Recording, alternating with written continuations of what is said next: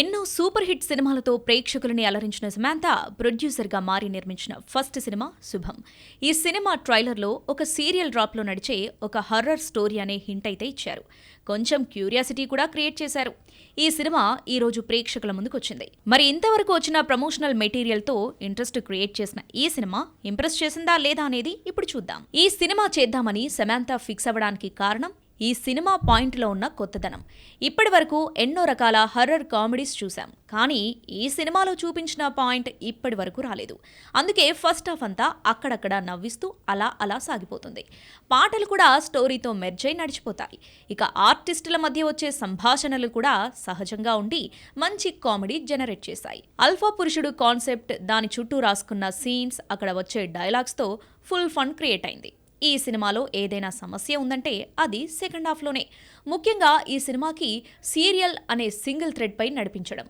మొదట ఫ్రెష్గా ఉన్న ఈ కాన్సెప్ట్ రాను రాను రిపీటెడ్గా అనిపిస్తుంది. ఫస్ట్ హాఫ్లో ఉన్నంత ఫన్ కూడా జనరేట్ కాదు, కానీ ఎక్కడ కూడా డీవియేట్ కాకుండా నడుస్తుంది.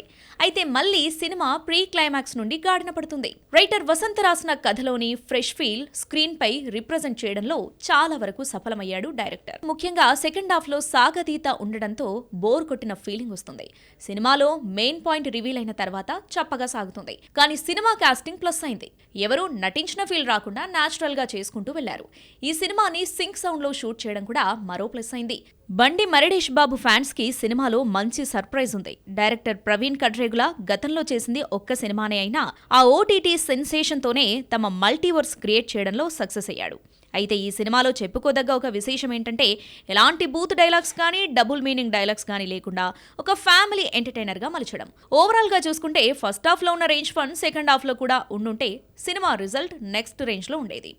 ఇక నటీనటుల విషయానికి వస్తే మొత్తంగా 6 నటీనటులు. మెయిన్ కాస్టింగ్ అయితే కల్కి ఫేమ్ హర్షిత్ కి ప్రామినెంట్ రోల్ పడింది. అతని భార్యగా నటించిన శ్రియ నటన పరంగా, లుక్స్ పరంగా ఆకట్టుకుంది. రైటర్ టర్న్ డైరెక్టర్ శ్రీనివాస్ గవిరెడ్డికి కూడా మంచి కామెడీ స్కోప్ ఉన్న రోల్ పడింది. దాన్ని అతను సమర్థవంతంగా ఫుల్ చేశాడు. చరణ్, శ్రావణి లక్ష్మి, శాలిని కొండెపూడి తమ పాత్రలకు న్యాయం చేశారు. వంశీధర్ గౌడ్ వచ్చినప్పుడల్లా థియేటర్లో నవ్వులు పూసాయి. అయితే సినిమా ప్రొడ్యూసర్ అయిన సమాంతా కూడా ఈ సినిమాలో ఒక ఎక్స్టెండెడ్ క్యామియో చేసింది. కానీ ఆ పాత్ర సమాంతా చేయదగ్గ రేంజ్ లేదు.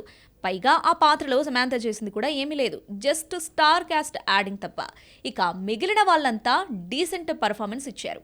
ఇక టెక్నీషియన్స్ విషయానికి వస్తే సినిమాటోగ్రఫీ వర్క్ బాగుంది. హర్రర్ కామెడీ అనగానే చిన్న సౌండ్స్తో భయపెట్టడం, లౌడ్ మ్యూజిక్తో ఇబ్బంది పెట్టడం ఉంటుంది. కానీ ఈ సినిమా విషయంలో మ్యూజిక్ ఎక్కడా ఇబ్బంది పెట్టకుండా స్క్రీన్ ప్లేని ఎలివేట్ చేస్తూ సాగింది.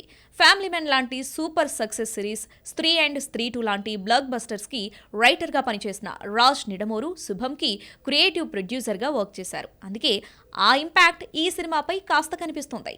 ఇక ఈ సినిమాకు రేటింగ్ 2.75గా ఇచ్చారు.